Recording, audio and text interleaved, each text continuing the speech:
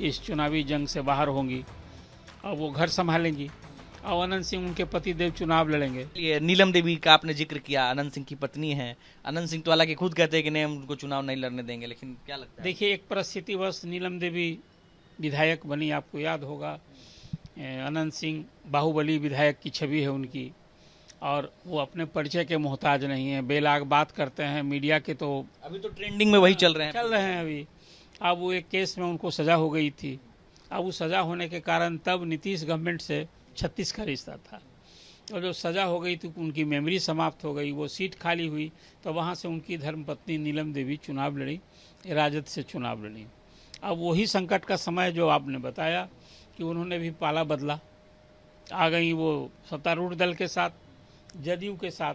ललन सिंह वहाँ से एमपी हैं, लोगों ने गले लगाया, आपको याद होगा लोकसभा के चुनाव में जेल से पैरोल पर छूट कर आए थे अनंत सिंह और प्रचार किए थे।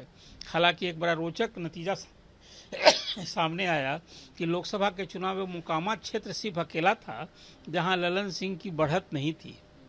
वहां राजद के विधायक, राजद के कैंडिडेट अशोक महतो को बढ़त मिली थी। अब सवाल है कि अनंत सिंह बाहर आ गए हैं जेल से, उन्होंने खुद ऐलान कर दिया है कि भाई मेरी पत्नी नहीं लड़ेगी, और मेरी पत्नी तो कुछ की नहीं, मैं खुद चुनाव लड़ूंगा। ये उनकी कर्मभूमि है, उस इलाके में नोन चेहरा हैं, तो खुद ही वो तय कर दिया कि हम जदयू से चुनाव लड़ेंगे। मुख्यमंत्री से भी मिले, ललन सिंह से भी मिले। मुझे लगता है कि जदयू को उन्हें टिकट मिलने में कोई परेशानी नहीं है, वो लड़ेंगे ही। आज की तारीख में अनंत सिंह जदयू के लिए मजबूरी भी है और ज़रूरी भी है, मैं इसको इस रूप में देखता हूँ।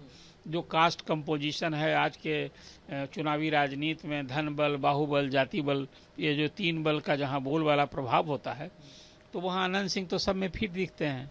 तो ये तय है कि अब वहाँ राजद का कोई दूसरा कैंडिडेट होगा। नीलम देवी जब पाला बदलनी है, नीलम देवी खुद अब इस चुनावी जंग से बाहर होंगी और वो घर संभालेंगी और अनंत सिंह उनके पति देव चुनाव लड़ेंगे।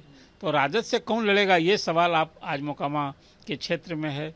अब उसमें किसको राजद आगे बढ़ाता है, ये एक सवाल है। अभी मंथन तेजस्वी यादव कर रहे हैं, इसीलिए कि अनंत सिंह से वो कैसे इस पाला बदल का, जो उनकी धर्मपत्नी नीलम देवी ने संकट के समय में पाला बदला है, तो वो अभी उनको कैसे वहाँ पराजित किया जाए, शिकस्त दिया जाए, एक सवाल है।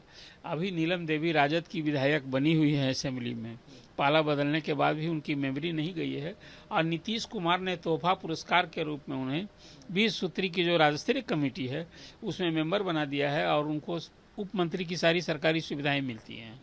तो ये स्थिति है मोकामा की। वहाँ सवाल आज की तारीख में है कि वहाँ नीलम देवी की जगह अब राजद का कैंडिडेट कौन होगा, कौन सा चेहरा होगा, कौन सा दबंग पर दाव लगाएगा राजद, अब ये सवाल है। तो अब तेजस्वी निश्चित रूप से वहाँ कोई अनंत सिंह का विकल्प खोज रहे होंगे।